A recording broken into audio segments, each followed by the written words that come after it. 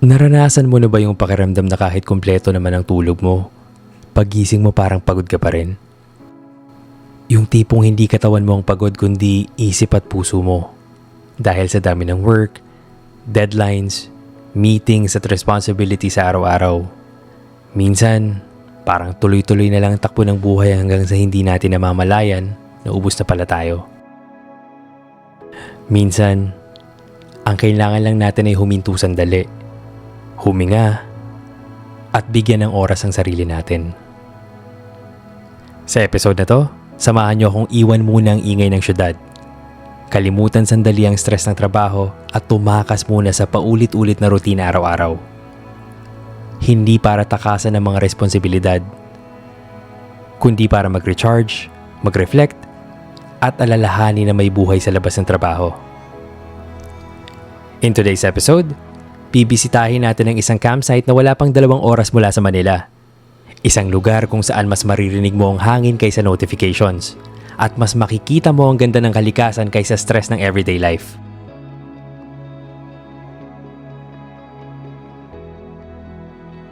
At kung gusto mo rin ng pahinga at katahimikan, samahan mo ko. Ready ka na? Tara, biyahe tayo!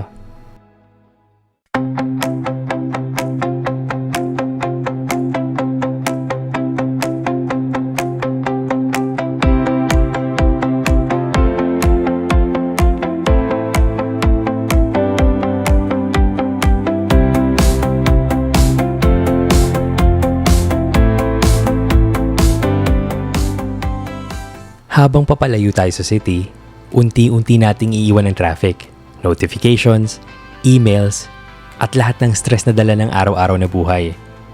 Papalitan natin ito ng sariwang hangin, magandang tanawin, at katahimikan ng kalikasan.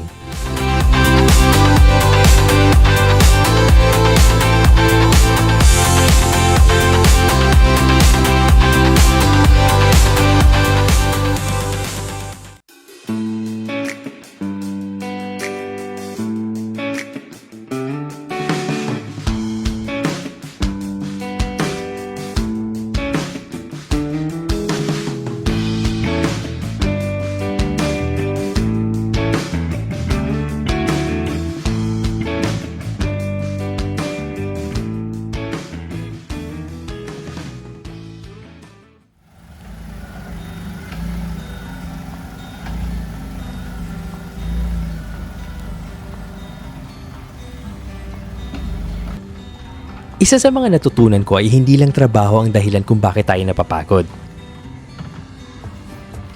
Minsan, napapagod tayo dahil palagi tayo nagmamadali. Laging may iniisip at hindi natin nabibigyan ng pagkakataon ng sarili nating magpahinga.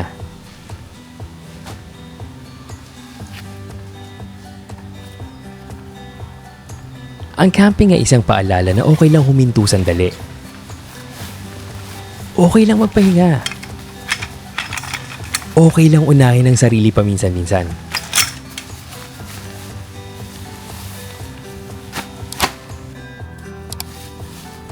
Dito, mas na-appreciate natin ang simpleng bagay. Isang tasa ng kape sa umaga, malamig na hangin, magandang view, at ang katahimikang matagal na nating hindi nararanasan.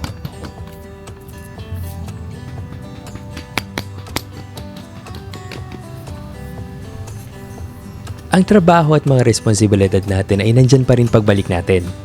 Pero kapag nabigyan natin ang sarili natin ng oras para mag-recharge, mas malinaw ang isip natin. At mas handa tayong harapin muli ang hamon ng buhay. Kaya kung nakakaramdam ka ng pagod, stress o burnout, sana magsilbi itong paalala na maglaan din ng oras para sa sarili mo. Ngayon, samahan niyo ako habang ini-enjoy natin ang camping trip na to at pansamantalang iwan ang stress ng city life.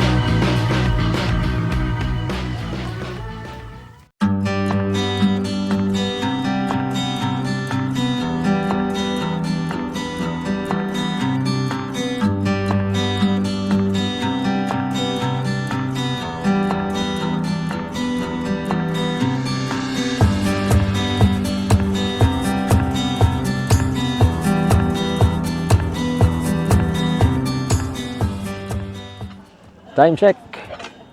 10 minutes before 5 o'clock. Well, kanina pa kami nandito sa tourist camp dito sa Tagaytay. Ayun, so tourist camp is located an hour 32 hours away from Manila.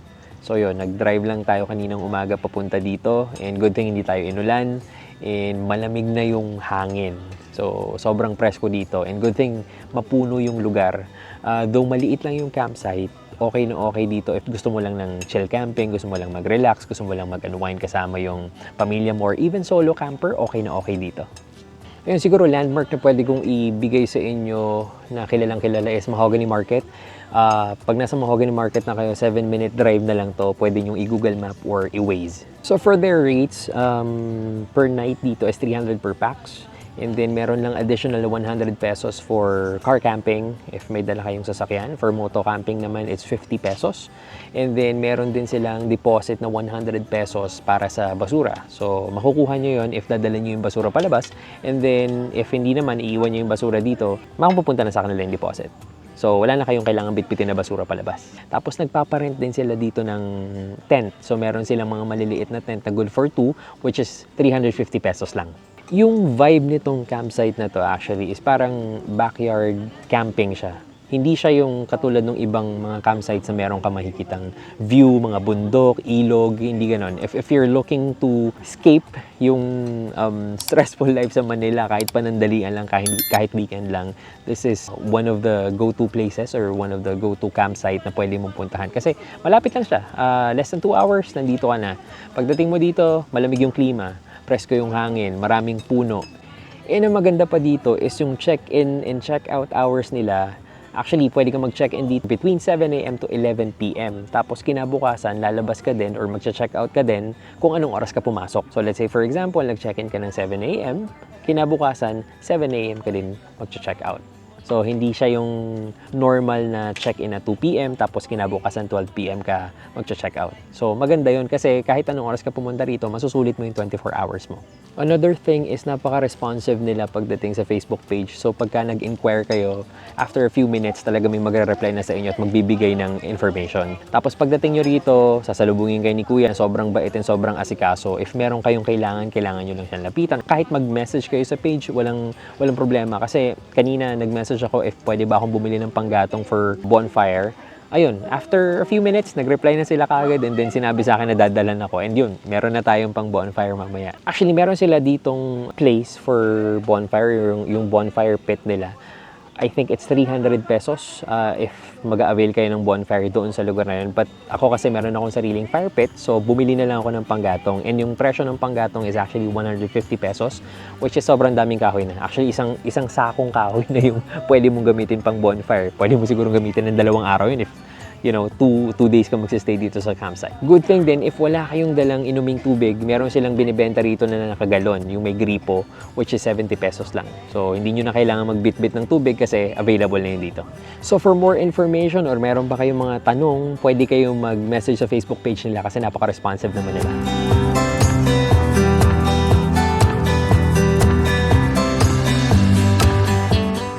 Ayan, so pakita ko lang sa inyo yung CR nila dito.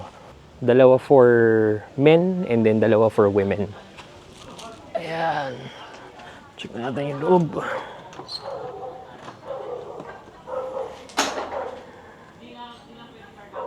Ayan.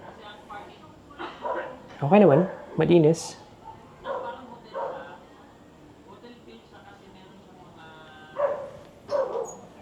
Tapos merong rule dito.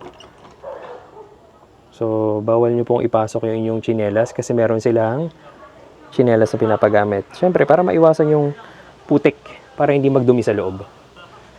Tapos, if ever ginamit nyo yung tubig, siyempre, part din is patutuluin nyo yung gripo para, siyempre, yung susunod na gagamit, meron magagamit na tubig. And tapos ito yung sink wherein pwede kayong maghilamos or mag-toothbrush. Hiwalay ito dun sa lababo kung saan kayo pwede maghugas ng mga plato, mga pinagkain, mga pinaglutuan. Labas tayo, hanap tayong kape. Nakalimutan ko pala magbaon ng kape. Tingnan natin kung mayroong malapit na tindahan dito. Pag wala, edi walang kape. So tara, magbaka sakali tayo kung mayroong tindahang malapit dito. Sana meron. Tapos bibili ako ng kape. Ayan, so dito kami nang galing kanina sa road na to bago pumasok dito.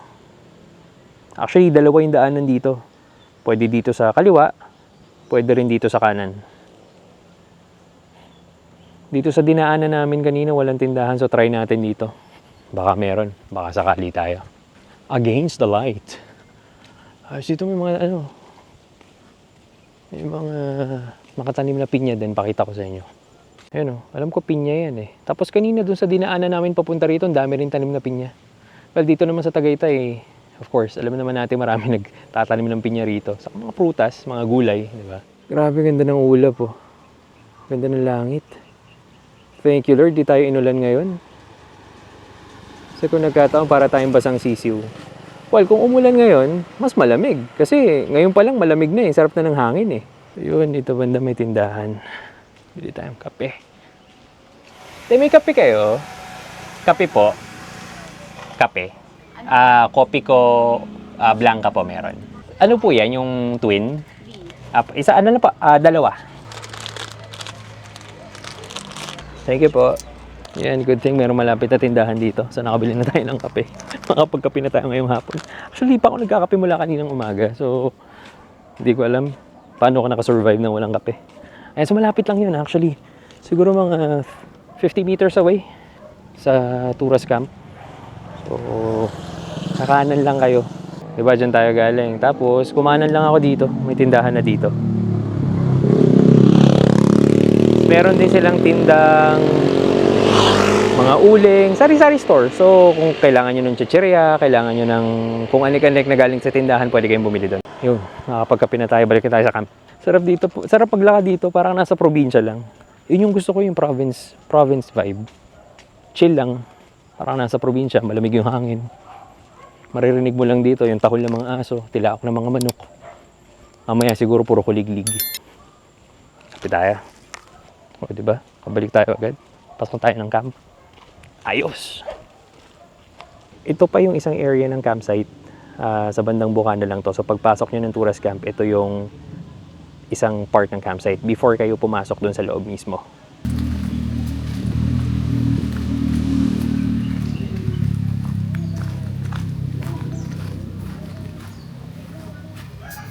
Tara, balikan tayo sa tent. Magkape na tayo.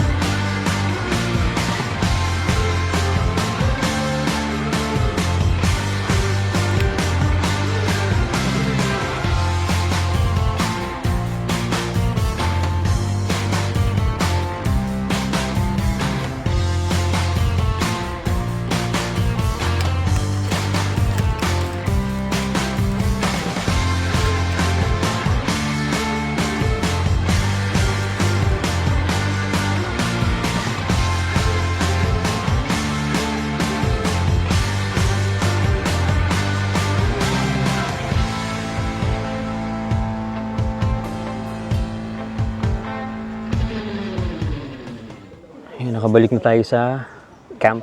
Kala mo, layo ng tindahan eh, no? Nga lang, 50 meters away, paglabas mo ng campsite, yun, may tindahan na doon. So, meron silang mga tindang uling, mga tindang, may nakita nga ako luya. Hindi mo tayo magtitinola. So, hindi ako bumili ng luya. Doon maraming manok dito. Maraming manok dito. Naghanap nga ako ng papaya eh. Hindi, joke lang. Yun yung masarap pagkasama mo yung asawa mo. May nagsusubo ng saging. Ang pangit!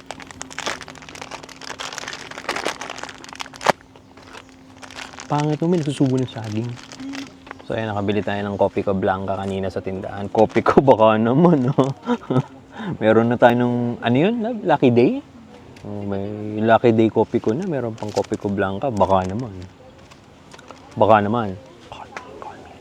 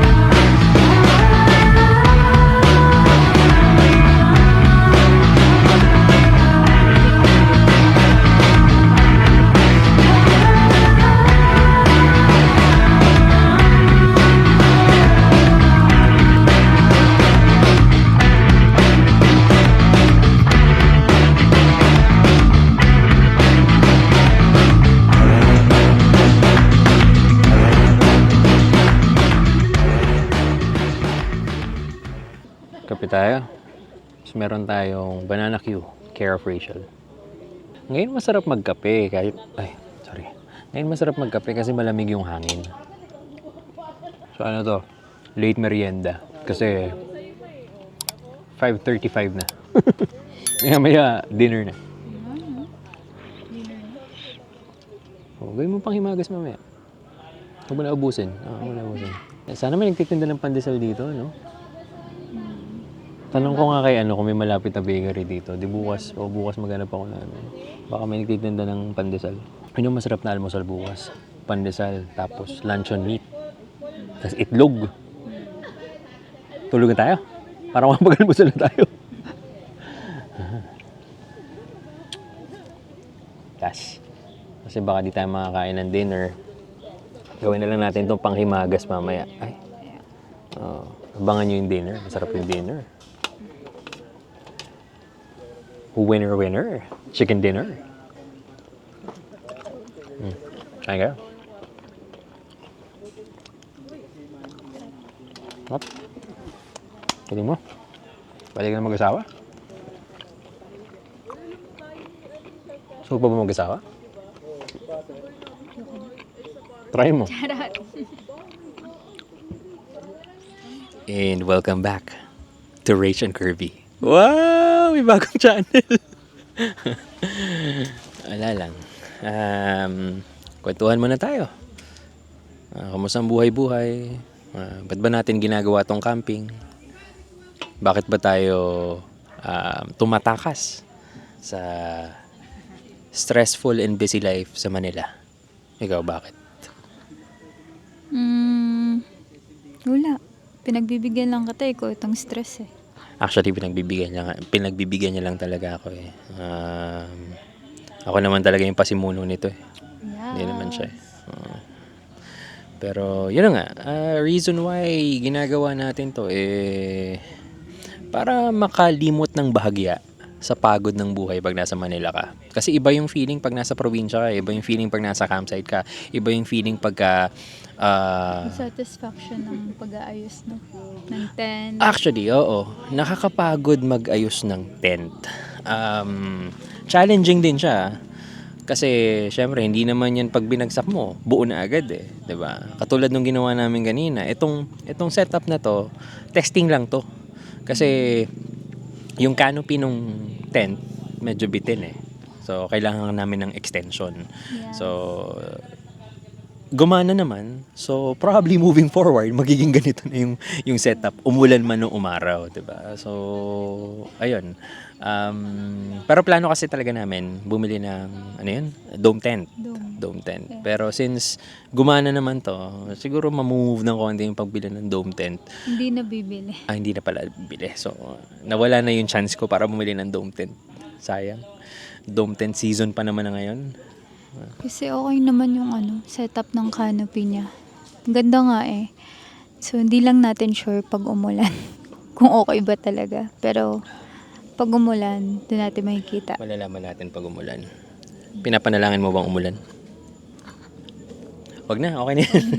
Okay na yan. Pero hindi. Putik. Actually, kahit anong klaseng canopy naman, may challenge pa rin talaga pag umulan. Kasi mag-iipon at mag-iipon talaga ng tubig yung sa gitna ng canopy eh. Mahirap lang magligpit. Actually yun, mahirap magligpit at mahirap maglinis. Sa puno. Pero kasama kasi yun sa challenge and kasama yun sa buhay camper. Talagang kailangan mo maglinis sa mga gamit na ginamit mo, di ba? So far, fulfilling. Actually, parang halos weekly, nagka-camping na kami. Kasi iba yung nagagawang pagde-distress ba? Or pag-relieve ng stress pagka ang nakikita mo lang is nature. Hindi lang dahil uso siya, hindi eh. Kasi dati nagka-camping naman na kami before. Ngayon lang talaga kami bumalik ng halos, alam mo yun, regular na camping. Pero iba yung nagagawang, paano ko ba sabihin, nakakapag-reset ka. Diba? Kahit sabihin mong overnight ka lang or isang gabi ka lang dun sa campsite, nakakatulong siya para, alam mo yun, hindi dismantle distangle. May ganun bang word? Or alam mo yung gulo-gulong utak mo, maayos kahit papano. Kasi, alam mo yun, makakahinga ka kahit papano pagka nandito ka sa campsite or nasa nature ka. Yung umuwi ka lang actually ng probinsya, ang laking bagay na eh. Kasi may studies nga akong nabasa or napanood sa social media na if stress ka, uwi kang probinsya. Kasi yung province vibe ano pala yan, nakakatulong na i-absorb yung negative energy na nararamdaman mo. Yung nature, yung mga halaman, yung mga puno, di ba? Paano yan? Di ba? Puno. Yan, so nakakatulong siya na ma-absorb yung negative energy na nararamdaman mo, lahat ng negativities, ina-absorb ng nature. So, yun daw ang role talaga ng nature, ng mga puno, ng mga halaman, para tulungan ka na mabawasan yung stress na nararamdaman mo. Kaya yun, ginagawa namin siya regularly kasi hindi lang naman ako yung stress, kahit siya naman stressed. Di ba? Sakto na. Sa akin ka lang naman di-stressed eh. So, kung ikaw yung tipo ng tao na nakakaramdam din ng stress, nakakaramdam ng pagod sa trabaho, burnout, try mo mag-camping. Hindi naman kailangang sobrang daming gamit agad or sobrang mahal agad ng gamit mo. Nag-start kami. Actually, mura lang ng tent namin eh. Yun, kakapanood ko lang kaila John Fox, kaila Reed, kaila Master DK, yan. Bumili tayo syempre nag-invest na tayo kasi ginagawa na natin to regularly. Pero hindi naman ganun mag-start. Kung anong meron ka, pwede mong dalhin sa campsite yun. Ang importante kasi doon is kasama mo ang nature. Nasa nature ka kasi, again, ito yung way for you to reset, for you to refocus para ready ka uli sa hamon ng buhay.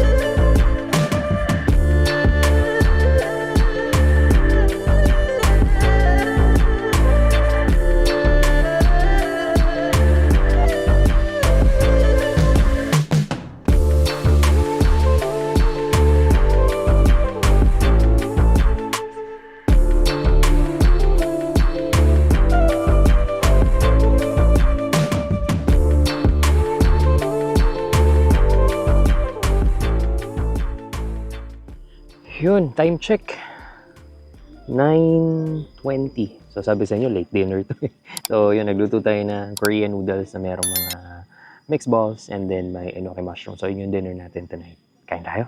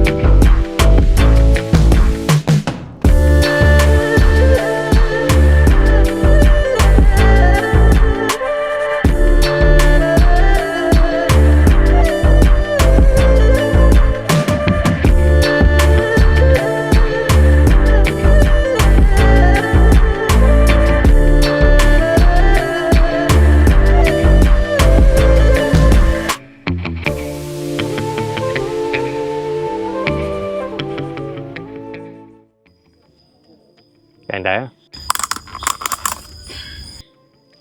Yeah, okay. And our dinner for tonight, Korean noodles with kimchi, mixed ball, saka enoki mushroom. Since medyo malamig ang panahon, masarap magsabaw ngayon. Kain tayo. Meron din pala tayong natirang lechon baka from Andox. Ito yung lunch namin kanina, though hindi ko na siya na-video kasi kumain kami after namin mag-setup, so hindi ko na na-video. Pero yun, meron tayong sumobra kanina. Lagay na lang natin sa sabaw para uminit. Pwede na yan. O, diba? O.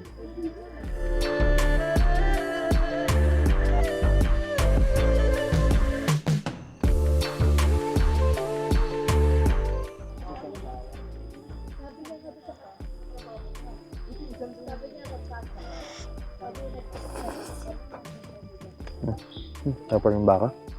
Sarap yung baka ng Andox.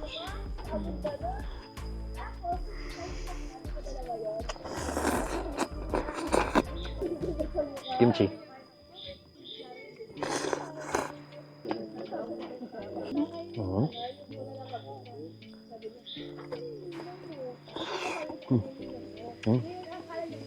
Yung laman. Parang crab. Parang crab ball. Init.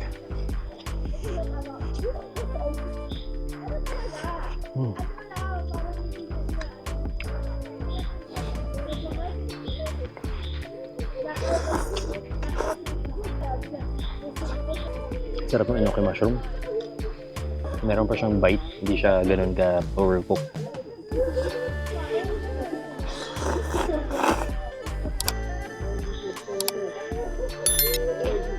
So, ubusin muna namin yung noodles, no? Samahan nyo kami dito. Kain tayo.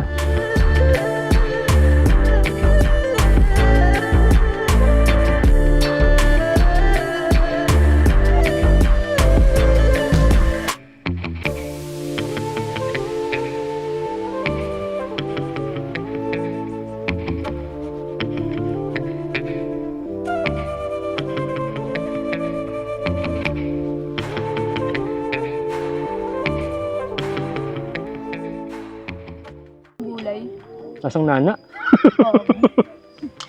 Joke lang. Nakakabusog sobra yung mixed balls.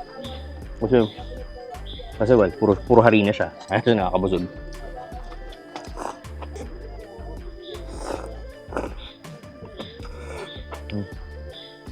Busog na po ako.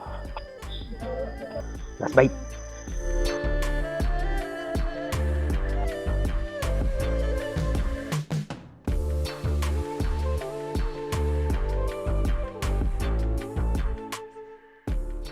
Hindi pala last bite yun. Meron pa.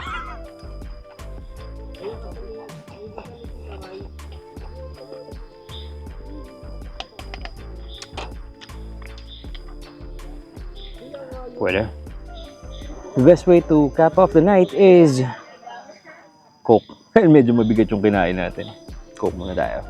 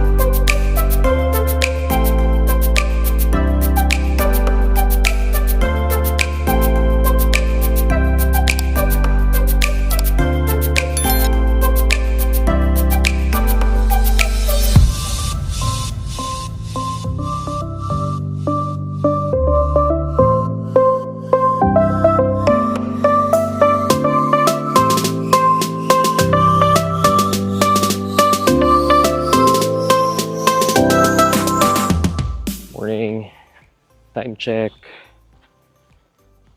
6:36. So, hanap muna tayo ng bakery. Baka may malapit na bakery dito. Hanap tayo ng pandesal since wala akong kanin. So, makapag-breakfast tayo. Tara, lakad-lakad muna tayo dito. Ganda talaga dito. Lakas mga probinsya talaga. Well, probinsya naman na to. Ganda oh.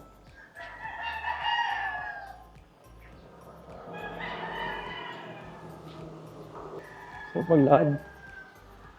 Ayan, bigo tayo sa pandesal. Pero meron naman tayong sliced bread.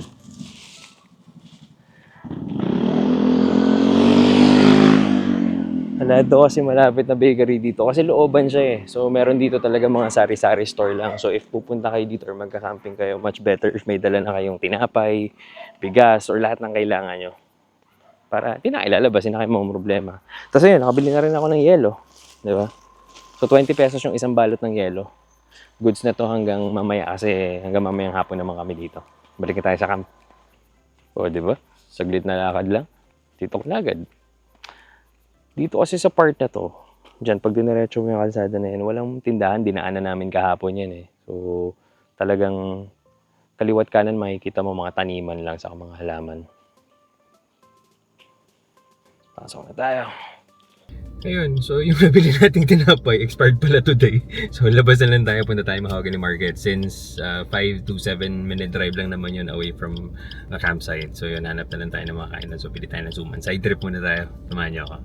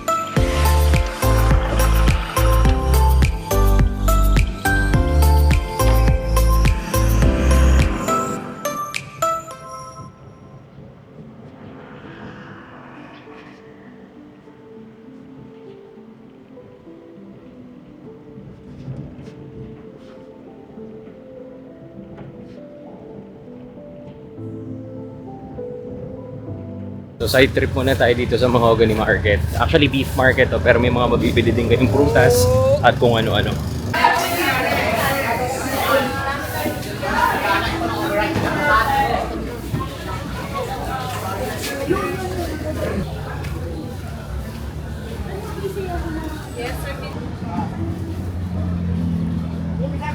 Yun, so tapos na tayo mag-side trip dito sa Mahogany Beef Market. Di naman tayo bumili ng baka since pauwi na rin tayo mamayang hapon. So bumili lang ako ng suman, ng konting prutas, tapos bigas para may masaing tayo mamayang lunch. Kasi yun, mag-extend tayo sa tourist camp up until mamayang hapon para masulit naman natin. So yan, balik na tayo sa camp. May nakita akong pandesal actually sa labas sa highway. So bibili tayo ng pandesal para meron tayong breakfast. Samahan niyo ako. Tara. Kaya pabili ako. Ano pabili? Magkano isa? 5. Pabili akong 6 lang.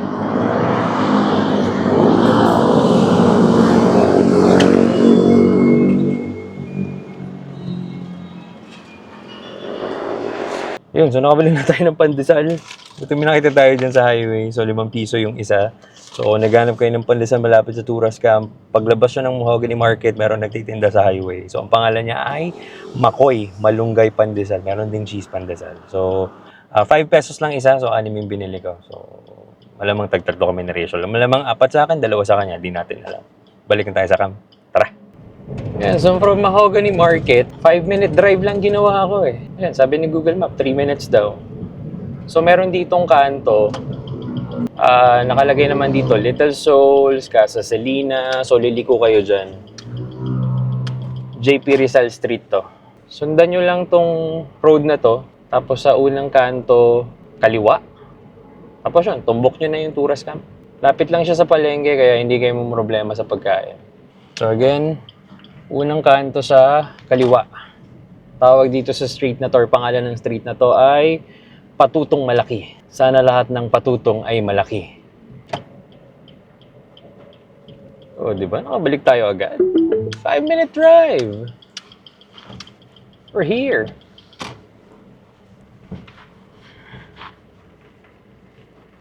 Yan, excited na ako mag-almusal. Makaluto na kaya ang aking mahal na asawa. Yan. So, if nakasedan kayo, sedan-friendly naman tong campsite na to. Naman kailangan sobrang taas ng sasakyan nyo para makapasok dito. Yun nga lang, medyo challenging kasi maraming puno kayong dadaanan or iiwasan. Pero kung maliit naman yung sasakyan, madali lang. Katulad ng gamit ko, Suzuki Espresso, madali lang siyang ipasok dito. Iiwasan nyo lang talaga yung mga puno.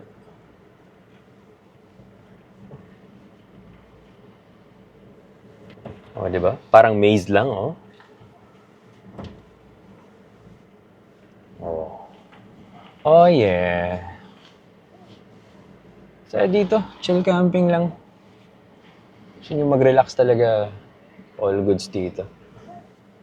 Good morning. Time check. 8 o'clock. So, yan, nakabalik na tayo from Mahogany Market. Almusal na tayo. Siyempre, pisahan natin ang kape.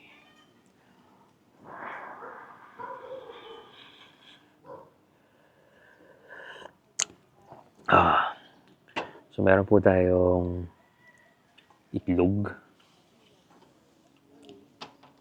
Oh, dalawang klaseng luncheon meat. Yung isa balot ng itlog, yung isa walang itlog. Yan, tapos bumili tayo ng pandesal kanina, di ba? Pakita ko sa inyo yung pandesal. Oh, laki. Kaya pala siya 5 pesos. So, hindi ko sure kung ito yung cheese pandesal or malunggay pandesal. May cheese pala. Wala. So, ito siguro yung malunggay pandesal. Okay. Kain tayo. Yun, no? Overload. Wala lang tayong ketchup sa mayonnaise eh. Pero, pwede na yan. Kain tayo.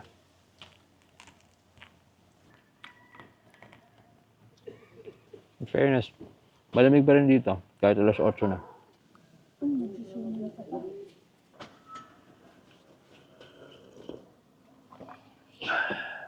Tikman natin yung suma na binili ko sa palengke. Ano to? 3 bundle, 100. Isang bundle yata ay 6 na piraso. Ano to eh? Malagkit. Sarap ka partner nito, ano? Baterol, no? Or sikwate sa South.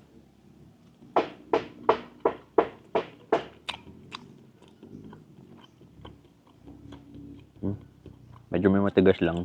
Parang hilaw yung... May part na nahilaw.